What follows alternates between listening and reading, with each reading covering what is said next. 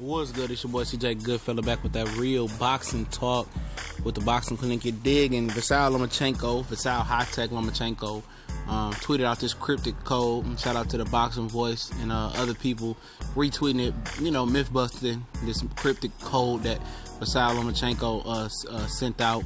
And basically, it's who he wants in order. I think it's chronological order who he wants to fight. Miguel Berchelt, Jezreel Corrales, the guy that was on the Berchelt Takashi Miura undercard. He fought right after Barrera and Joe Smith Jr.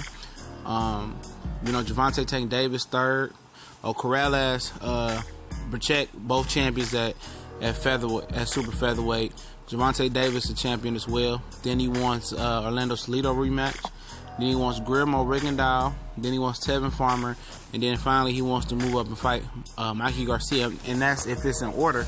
And it sounds right to me for the simple fact that, Bob Arum, said that, Berchelt, Rigondeaux was in the running for, and Salido was in the running for Lomachenko. And I don't know if Salido's going to be able to fight because he's not healthy right now. He got injured and had to pull out the Gervonta Tank Davis fight. And it might be the end of the road for him. But Berchelt sounds about right. I don't think the Rigondeaux fight is going to happen. And then Corrales, the top probably sometime in the first quarter of next year. The Gervonta Tank Davis, that fight probably ain't going to happen no time soon because, Floyd is protecting him. Orlando Salido, by that time, he might be healthy enough. Guillermo Rigondeaux, it is what it is. Most people want to see that fight next. We'll talk about him in another video. And then Tevin Farmer, to top it off, I guess, he has sparred with Tevin Farmer. And I think Tevin Farmer got his respect enough to get called out. And that's a good sign because I heard it was good sparring on both ends. And then moving up to Mikey Garcia. Like I told people, man, Vasyl Lomachenko, two things. His team is bitch made. They not fighting Rigondeaux. And he's letting you know that right now. They're not fighting Rigondeaux. This is in order. For the simple fact that it's just a simple fact. I'm not saying that all these is gonna go the way it goes. Miguel Berchelt has already chimed in saying that he won't mind fighting Lomachenko, believe he can win. And I think it'd be more competitive than his last fight with Miguel Moraga. No disrespect to him. But just letting you know right now, if this is in order, and I think it is in order, he don't want to fight Rigondeaux no time soon. I'm just keeping it real. That fight can happen in December.